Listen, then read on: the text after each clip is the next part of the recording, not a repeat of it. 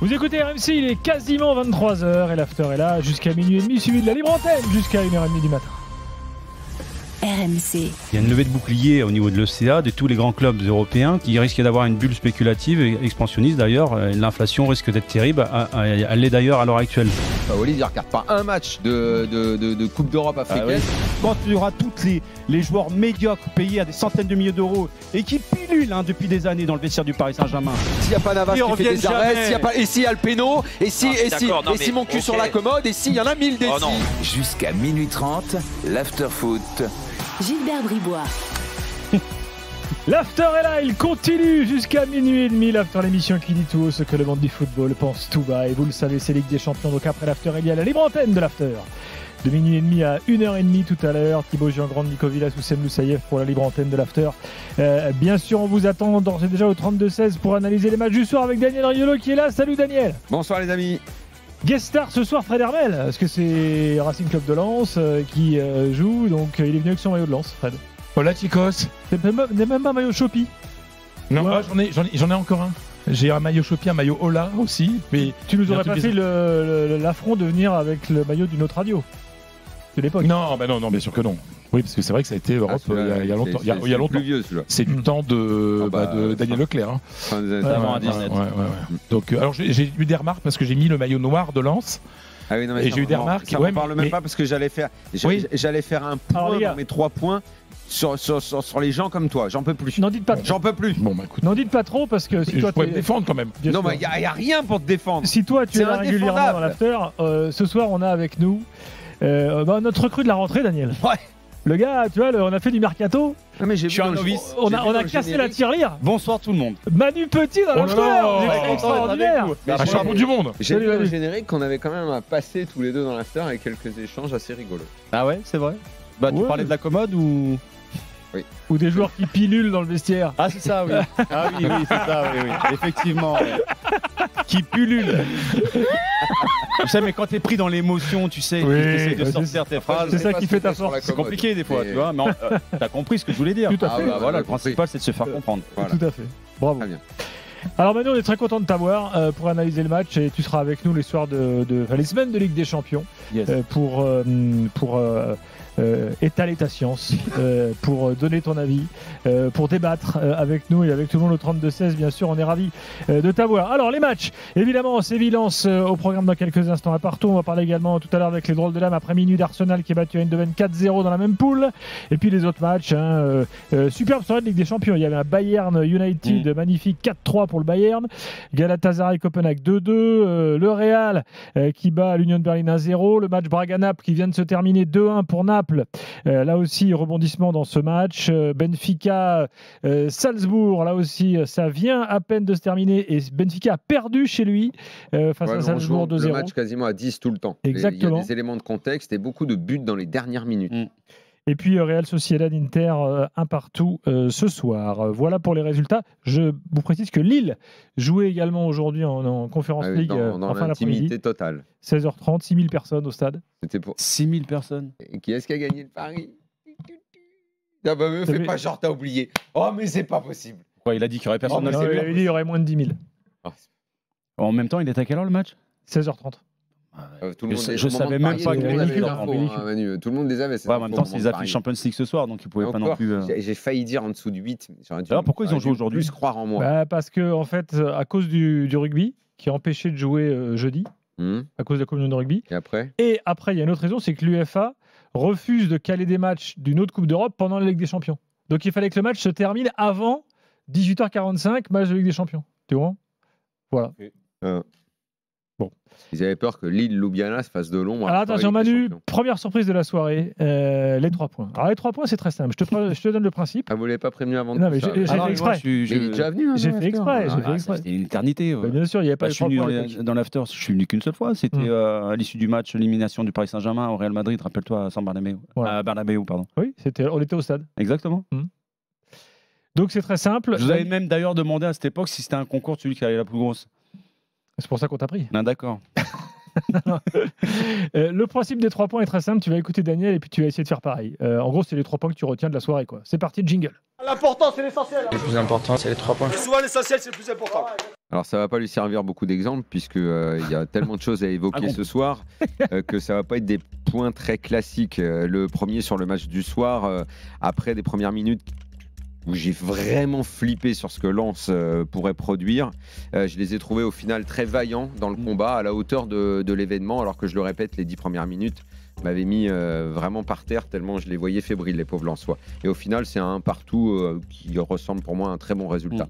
Le point 2, on va pas mal parler de l'OM parce que ce qui se passe à l'OM, c'est très important. Donc, point 2, l'OM et la crise. Tout à l'heure à 23h40. Exactement. Et le point 3, je pense que le combat est terminé. Nous l'avons perdu, nous qui aimons les belles choses et le passé et les beaux maillots.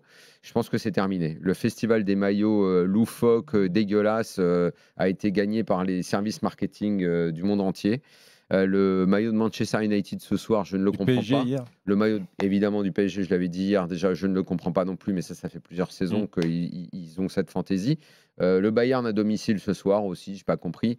L'Inter en orange, ok. Et après j'arrive ici avec ce point 3 en tête. Et je tombe sur Fred Hermel, qui nous a gavé avec son RC Lens depuis que je le connais, à peu près depuis 20 ans. Il arrive, il regarde un match du RC Lens, qui retrouve la Ligue des Champions. Il était en transe devant l'écran, en sueur, il dégouline de partout, et il arrive avec un maillot noir. Mais non, mais sans déconner. Mais toi, t'as pas demandé, toi, tu jouais pas sur le terrain, t'avais pas obligé de t'habiller. Joue en sang et or. Toi, t'es en sang et or, c'est tes Puis-je couleurs. répondre à cette ville attaque? Mais qu'est-ce que tu veux répondre? C'est ridicule. Les Lensois. Je suis sûr que tu mets un maillot noir parce que ça t'affine et parce que tu trouves que c'est bloqué. Bon, alors, on va commencer la véritable raison. Lens jouait en noir ce soir, donc moi je voulais être en noir. Enfin, je ne te crois pas. C'est ce qu'on appelle l'identification, et moi je m'identifiais ce soir à mes petits Lensois que j'aime. Ils m'ont fait encore pleurer. Ça m'a fait quelque chose quand ça a commencé le match. Hein. Franchement, parce que moi ça fait 20 ans que j'ai pas vu ça. Donc voilà. En plus, ça joue à Séville, une ville que j'adore, dans un pays qui est aussi le mien. Donc voilà, donc oui, ça joue. Et puis après, c'est vrai que 10% de la réflexion, c'est que ça m'affine, quoi. Oh. Et le noir m'affine. Donc c'est vrai que bon, voilà. Daniel, t'as pas compris. Regarde bien son maillot.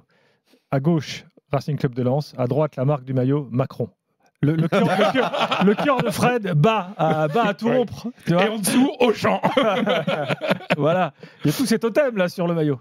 Non, mais je comprends ce que veut dire Daniel, mais en plus, il est beau celui-là. Bon, allez, les 3 points de Manu, on va voir s'il va y arriver. Les 3 points de débat, de quoi tu veux parler ce soir après ce match après cette soirée? Surtout de la réaction des Lensois dans ce match-là, après le retour, après X années, avec tellement d'inexpérience dans cette équipe-là, avec une équipe dans le dur depuis le début de saison.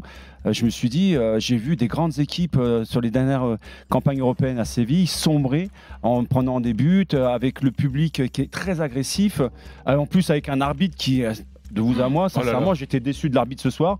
Mais j'ai trouvé que la réaction, non seulement d'orgueil, mais dans le jeu, ça, dans le deuxième point. Ouais. Donc ça, c'est mon premier point. Le deuxième point, c'est le marasme qui se passe aujourd'hui à Marseille, quoi. Franchement, c'est quoi? C'est hier matin quand je me suis réveillé, j'y ai pas cru. Je me suis dit c'est une blague. Je me suis dit c'est un poisson d'avril. Bah non. Voilà. Et le troisième point, c'est le coefficient UEFA. Pour l'instant, on est bien parti alors que tout le monde prédisait un cataclysme. C'est vrai, 2 victoires à nul. Il était parfait dans ces 3 points. Bravo Manu. Très bien Manu. Ouais, je peux revenir? T'es titulaire. Loïc est là au 32-16 supporter lensois. Salut Loïc. Salut les gars. Salut Loïc. Bon. On avait quand même le dernier du championnat de France que le dernier du championnat d'Espagne sur le papier, mais on a vu quand même un match sympa, Loïc. On a vu un super match, ouais. On a vu un super match entre une équipe de Lens extrêmement vaillante. Par contre, je suis pas d'accord avec Manu Petit sur l'arbitrage. Ah. Moi, j'ai trouvé l'arbitrage excellent. Ah bon? Tu rigoles? Ouais. Dans la plus pure tradition des Allemands, c'est un match tendu, assez nerveux. Les cartons jaunes qui disputaient beaucoup plus facilement pour les Lensois. Bah ouais, il y a même un rouge qu'il aurait pu donner à un Sévillan alors qu'il a ralenti 2 ou 3 fois. Et je me dis, les mecs à la VAR, qu'est-ce qu'ils font en fait? Ils font rien, quoi. Non, mais c'est la pure tradition des Allemands à Séville. Voilà. Ah d'accord, ok. Je trouve que la tradition n'était pas allemand à Séville, il était hollandais. D'accord. Oui, monsieur Corver. Schumacher, par contre. Ah, il était hollandais, il n'était pas allemand. Alors on n'allait pas mettre un arbitre allemand pour France-Allemagne.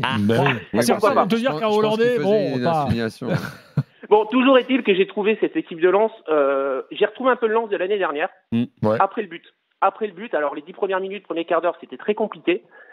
Mais après, après le but de Fujini, ça leur a remis un coup de confiance. Et j'ai retrouvé un peu ce jeu de passe, ce jeu vers l'avant, ce jeu sur les côtés dans la profondeur. Par contre, c'est Frankowski que j'ai trouvé absolument horrible. Je ne sais pas ce que vous en pensez. J'ai trouvé Frankowski horrible. Il revient de blessure quand même, hein, parce qu'il était remplaçant le week-end dernier. C'est vrai qu'il y avait de l'espace en plus sur le côté gauche de la défense sévillane. C'est vrai que ça n'a pas été assez exploité, parce que je pense qu'il manquait de punch. Horrible, c'est difficile. Horrible, il manquait de punch. En première mi-temps. Non, oui, alors voilà, qu'il y ait eu du déchet technique dans ce match côté lensois, mais si tu regardes bien également du côté de Séville, c'est vrai. Si on reprend un petit peu le match, un peu dans l'ordre de ce qu'on a vu, et Frankowski en faisait partie, j'ai du mal à évaluer, je pense que ça a duré une dizaine de minutes, un quart d'heure, le temps que Lens encaisse le but. Le ballon, franchement, ça leur brûlait les pieds.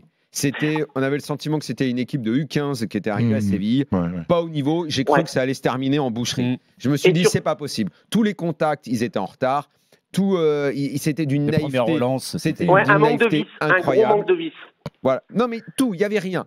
Donc, effectivement, ce déchet technique, à ce moment-là, il est flagrant. Mais, comme a dit Manu, franchement, très vite, les Lensois ont réagi. Vraiment d'une façon même assez étonnante. Avant même leur but, ça commençait à remonter un peu sur le terrain. Dans les contacts, ils étaient un peu plus présents jusqu'à un équilibre parfait.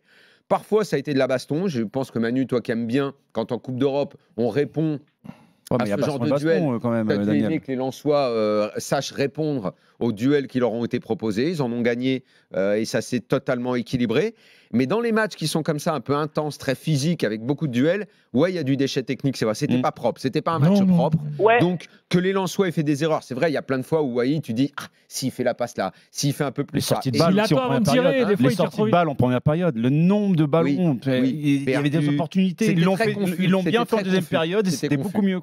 C'était confus, mais c'est resté un peu confus. Mais Séville n'a pas été plus propre que Lens. Mais ça, moi, je m'en doutais. Et pourtant, ils ont des joueurs avec de la bouteille qui. Oui, mais un peu vieillissant.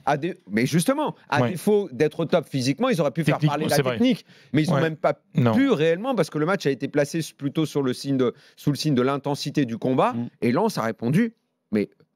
Et Lens a su profiter de cette vieillesse qui commence cette vieillesse relative, qui commence à y avoir du côté de Séville. Et aussi, il ne faut pas l'oublier que Séville, l'équipe, il ne va pas bien. Elle a gagné ce week-end, mais Lens ne va pas bien. Non, ça on savait. Donc on avait un match entre deux malades. Et donc d'où parfois un manque de sûreté technique. Toi, quand t'es pas... Ils ont compensé tous les deux par le côté un peu baston et de ce côté-là, on a eu un équilibre. J'étais très très surpris agréablement de la réaction des Lensois en sachant il n'y a pas d'expérience au plus haut niveau. Ça fait 20 ans qu'ils n'ont pas joué à la Champions League. Il y avait 4 matchs. En plus, connaissant le parcours que tu as depuis le début de saison, tu te dis... Tous les joueurs entre eux, c'est 4 matchs, Lens.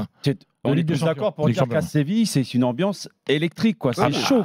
Il y a de quoi chez dans son Il y a beaucoup de joueurs qui se seraient écroulés. Bien sûr. Et puis, c'est un stade mythique pour le football français. Exactement. Même quand tu es un jeune joueur, Sanchez-Pizjuan, ça te dit quelque chose. Ça va servir aux Lensois, ça, pour la suite. Ils vont rebondir. De toute façon, ils n'ont pas la tête d'un 20e de Ligue 1 ce soir. Manu, élément peut-être qui va te parler. C'est les commentateurs de Canal là, qui expliquaient ça avant le match.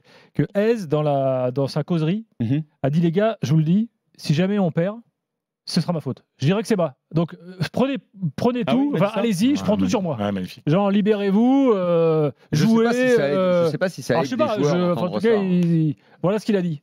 Je sais pas, parce que moi, si je me mets un temps soit peu dans la peau d'un joueur de Lens, je me dis que depuis le début de saison, on est aux antipodes de ce qu'on a montré l'année dernière. Alors certes, on a des circonstances atténuantes, mais je me dis, si mon entraîneur me dit c'est moi qui serai en première ligne pour prendre les parpaings, j'ai presque envie de lui dire, excuse-moi, c'est dans le foot, ça a toujours été comme ça. Si l'équipe perd, c'est toi qui prendras en premier. C'est vrai. Loïc, un truc à rajouter ? Ouais, moi je pense que par rapport à tout ce que vous disiez, avec un Fofana de l'année dernière, je pense que le résultat n'était pas le même et qu'on gagnait. Ah oui, là, clairement. Avec son expérience au milieu de terrain et son vice, je pense franchement qu'il y avait autre chose à faire si on avait encore Fofana. Après Mendy, mais je suis désolé, mais en fait, je ne le prends pas mal, mais ta phrase, elle est inutile. Parce que ça, c'est la vie de nos clubs et la vie du football en général. Et tu sais, c'est la même chose, probablement, que pourront dire les supporters de Newcastle, que leur équipe était plus forte l'année dernière que cette année. Séville, ce soir, il n'y a pas Bono dans les buts, il ne prend pas le but que prend Dimitrovic. Les équipes perdent des joueurs, se qualifient pour la Ligue des Champions. Après, quand tu es une équipe comme Lens, tu sais que tu vas perdre des éléments. Mais attention, Lens s'est renforcé, a mis de l'argent sur le tapis pour recruter un attaquant 35 millions, Daniel, ça leur était jamais c'est quand arrivé. même compliqué pour une équipe de bien perdre sûr ses que deux c'est meilleurs joueurs. compliqué. Regarde ce qui se passe avec Dortmund et Bellingham. Et bien sûr que c'est compliqué. Mais pour revenir au match Donc, de... c'est pour dire que Lens n'est pas tout seul. Tu as cité Exactement. Dortmund qui perd Bellingham, le Real a également perdu des joueurs.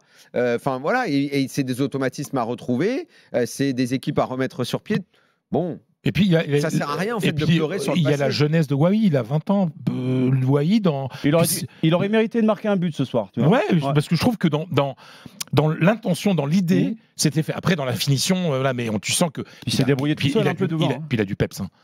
Mais il a du peps, quoi, donc, il y a un joueur ce soir il aurait qui symbolise dû profiter un peu plus de la lenteur de la Sergio charge centrale. Ramos, qui est quand même et de Goudel plus grand chose. Je ne sais pas si vous êtes d'accord avec moi, mais il y a un joueur qui symbolise justement, après avoir concédé le but rapidement, qui symbolise ce renversement de comportement et d'attitude sur le terrain, c'est le gardien de but. Bah oui, Samba. Ah, c'est le capitaine. Tu vois le but qu'il prend, il est quasiment sur sa ligne. Ah il est ouais, sur ouais, sa ouais, ligne, il t'as est pas le pas droit de te bien, faire il est pas lober bien, sur il est ta pas ligne. Et derrière, il fait un arrêt extraordinaire Mais sur il en fait Campos. plein des arrêts Après, il extraordinaires. revient à son niveau, à ce qu'on a l'habitude de Exactement, voir.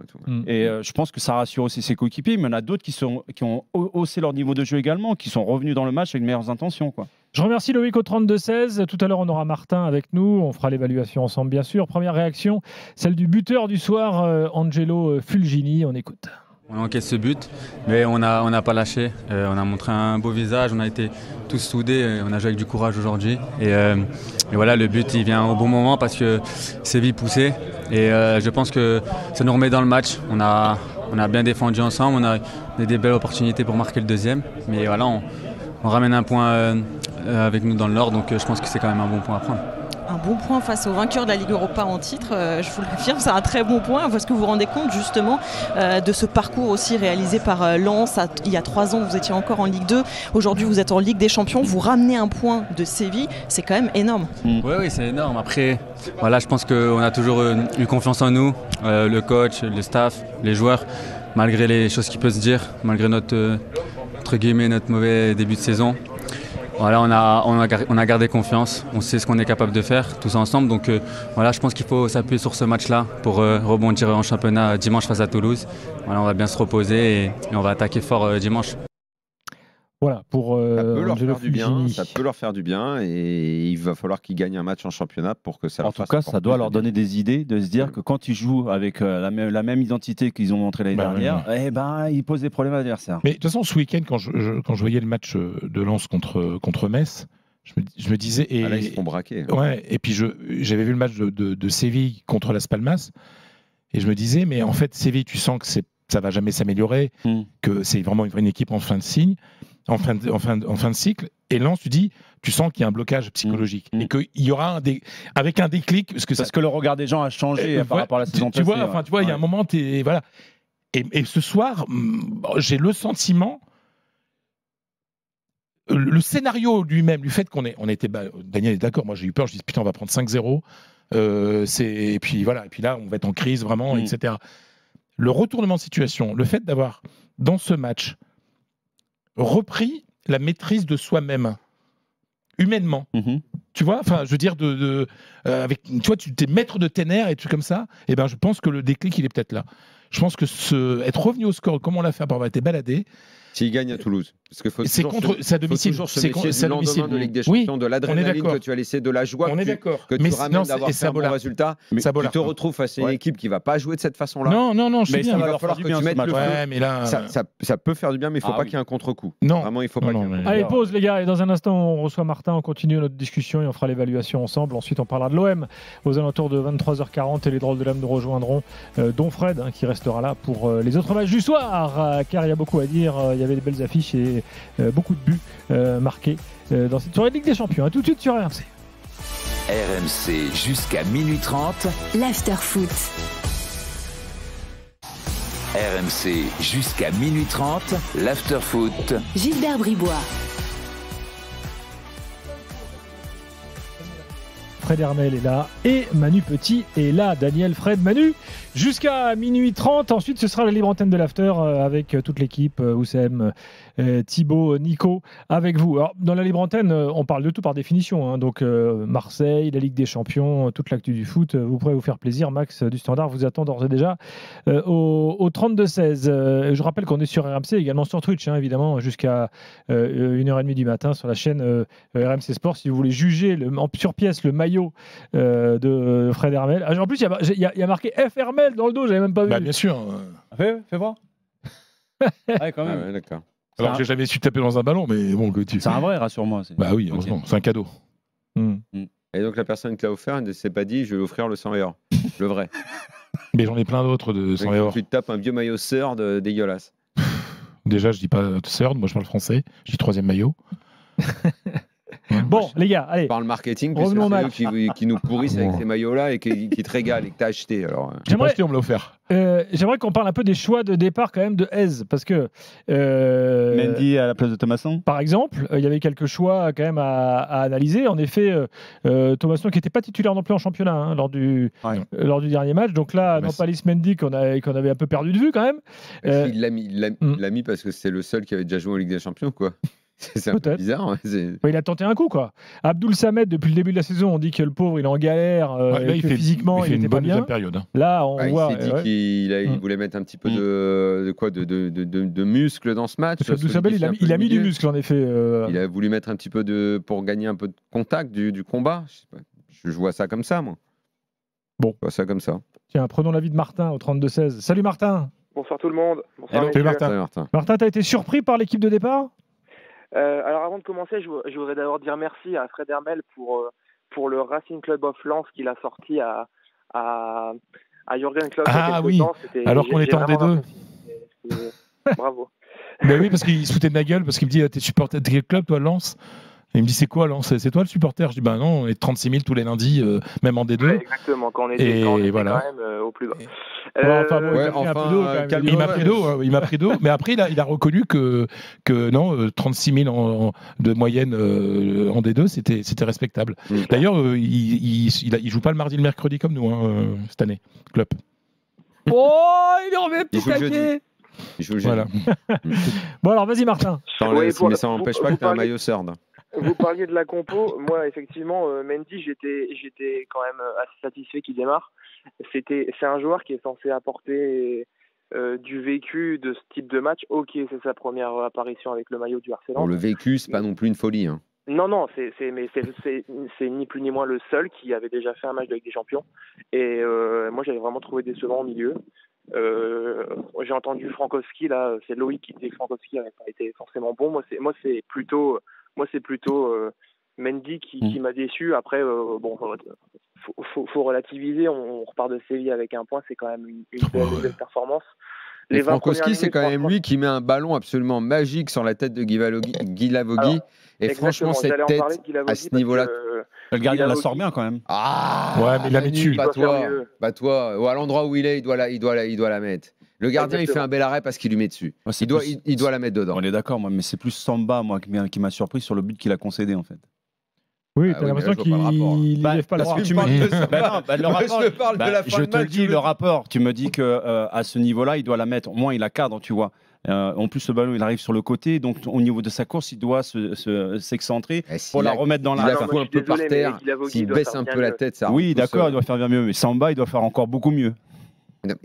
D'accord, Manu, mais n'empêche pas l'autre. Non, mais si tu me dis que c'est logique qu'il doit la mettre au fond, moi, je te dis c'est logique que Samba doit rater le but. Bon, Martin, tu peux continuer. Bon, tout comme Samba sort un arrêt. Ah oui, après il a rien à dire. Après rien à dire. Voilà. Bon après, pour revenir sur le match, on a une entame qui est vraiment catastrophique. Séville, qui est beaucoup plus expérimenté, beaucoup plus conquérant, nous marche dessus pendant 20 minutes. Il y a le but qui vient, qui nous fait sortir la tête de l'eau à un moment du match où on avait quasiment rien montré. Bon après, je veux pas faire le chauvin. Hein. Mais j'aimerais quand même... Ok, on est le petit poussé, on n'a pas beaucoup d'expérience. J'aimerais quand même qu'on m'explique comment Séville termine le match à 11. On est d'accord. On m'a dit que l'arbitre était normal ici. C'est toi, Daniel, qui m'a dit ça. Notre capitaine Samba vient réclamer, ok, avec un peu de... Il prend un jaune. il prend un jaune. Ramos a fait ça tout le match sans être capitaine et tout allait bien. Tout se Tu passait découvres bien. pas Ramos. Comment? Tu découvres pas Ramos. Non, mais d'accord, je découvre pas Ramos, mais c'est un petit peu frustrant parce que au bout de 20 minutes. Oui, mais attendez, on a développé cette théorie 1000 fois dans l'after, on l'a expliqué 1000 fois. Tu es le petit Lens que personne ne connaît en Europe, on va pas se mentir. Tu joues à Séville, tenant du titre de l'Europa League. L'arbitre, il est là. Bah voilà, t'as un truc, t'as aussi un arbitrage qui se fait un peu au statut. C'est souvent comme ça. L'arbitre connaît aucun joueur de Lens. Bah voilà. Alors que Ramos, il connaît. Ça, c'est clair. Il sait que Ramos, il fait 12 000 euros. Comme il le connaît, il peut savoir que c'est une garce. Mais non, mais justement, c'est impressionnant. Mais les mecs sont influencés. Tu dis qu'il arbitre au statut, moi je veux bien, mais après, t'as des mecs qui sont à la barre, qui regardent aussi les choses. Non, mais tu sais ce que disait Luis Aragonès racontait, il expliquait, qui était le sélectionneur de l'Espagne, qui disait aux joueurs, apprenez toujours en match le prénom de l'arbitre. Il dit, vous êtes des stars, parlez-lui avec son petit nom, ça va lui faire du bien et tout. Il joue avec ça, bien sûr, ça compte. C'est pas mal cette anecdote. Mais bien sûr, il dit non mais Roger, t'as pas été sur cool. Wikipédia, tu regardes. Sérieux. Il dit, rendez-vous compte que les stars, c'est vous. Le mec, il n'est pas connu. L'arbitre, à part 2-3 arbitres et tout, le mec, il n'est pas connu. Toi, t'es là, t'es une star. Tu l'appelles avec ton petit nom, il va être plus sympa avec toi, quoi. Ah, ok. Donc le statut, ça compte. Et bien Je suis pas sûr que ça marche, ça. On va demander à nos amis arabes. Pas sûr que ça marche. Non, mais ça, c'est autre chose. Les Argentins, c'est autre chose. Ça, c'est. Non, mais exactement. Il y a l'ambiance du stade, le public pousse, mais rien n'empêche. T'as pas dit les Argentins? Non, il a dit on va demander à nos amis arbitres. Arbitrage, j'entends les amis argentins. Excuse-moi. J'ai beaucoup souffert. Tu sais, ce soir, de toute façon, je suis pas dans mon état normal. L'émotion t'a fatigué. Mais non, mais c'est normal, quoi. Enfin, c'est. Et Martin, t'es d'où, toi? Moi, je suis de Billy-Montigny.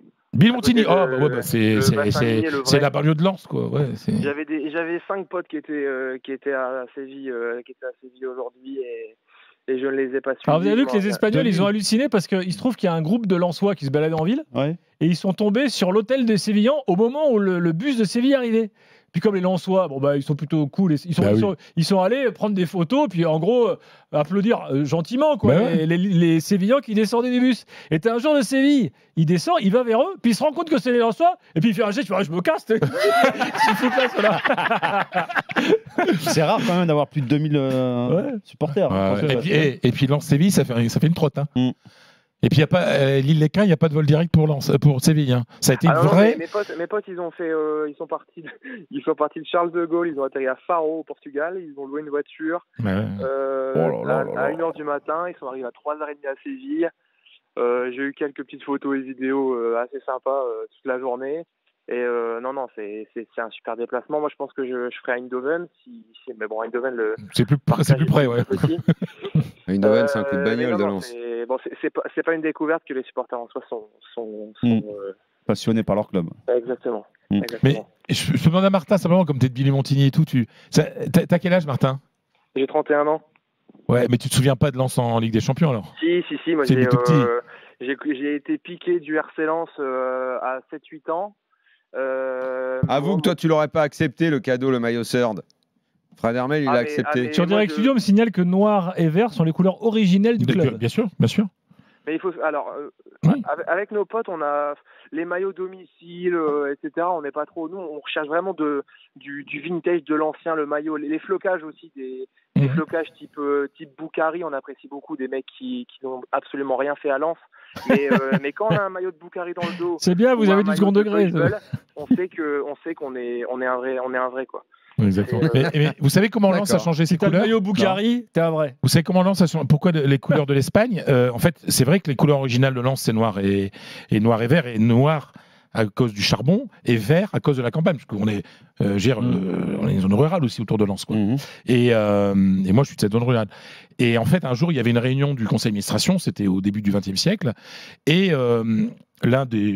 ils sortent de la réunion, et là, l'un des dirigeants fait remarque, ici, il y avait une église du temps des Espagnols, parce que c'était les Flandres espagnols, etc. Et c'est dit, et comme ils voulaient changer les couleurs, on dit, on va prendre les couleurs de l'Espagne, rouge et jaune. Ouais. Ça vient de là. C'était pas un hommage à Fred Hermel, en l'occurrence. Non, mais je trouve que le fait que moi, Lensois, ayant vécu 30 ans en Espagne, dans le pays de mes couleurs, Je pense C'est qu'il y a écrit, en fait, il y a- que t'as regardé. Merci Martin, bonne soirée. Salut Martin, puis bonjour à Merci Billy tout le Montini. monde. hein. À très bientôt. Hasta luego, Martin. Tiens, Martin. Armel, j'ai reçu un message d'un arbitre qui me dit j'espère qu'il croit quand même pas vraiment à sa théorie. J'ai pas dit j'y croyais. Du Alors, prénom de l'arbitre qu'on appelle par son prénom.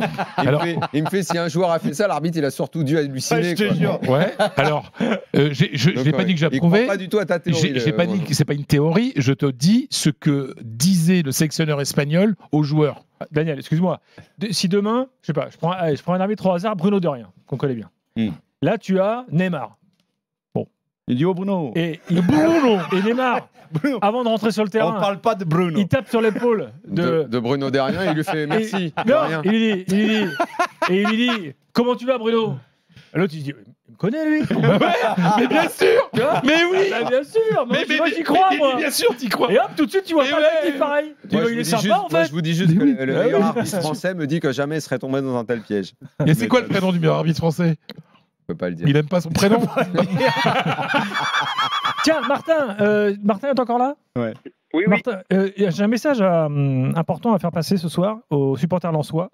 Dans une semaine, le 27 septembre, Ah oui. ici même, on aura le président de Lens, propriétaire, Joseph Ougourlian. Il sera là avec nous en studio. Pep Ougourlian. Et il donne pas beaucoup d'interviews, c'est assez rare. Je crois que c'est la première interview audiovisuelle qu'il donne depuis qu'il est président. Et ben, on est ravis que ce soit dans l'after. Et c'est dans l'after, bien Ça entendu. sera la semaine prochaine. Alors, c'est super passionnant parce qu'il pourra nous parler de sa vision du foot français, de tous les fonds d'investissement. Il connaît ça par cœur puisqu'il en gère.